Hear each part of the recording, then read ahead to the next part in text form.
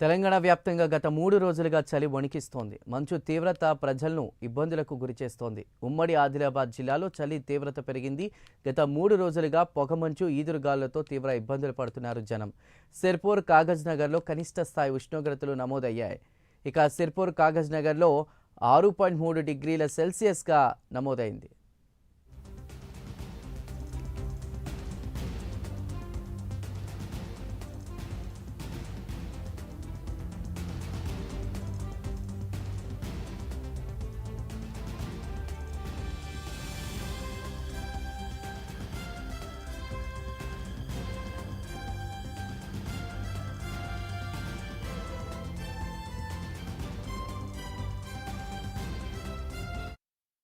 తెలంగాణ వ్యాప్తంగా గత 3 రోజులుగా చలి వణికిస్తోంది.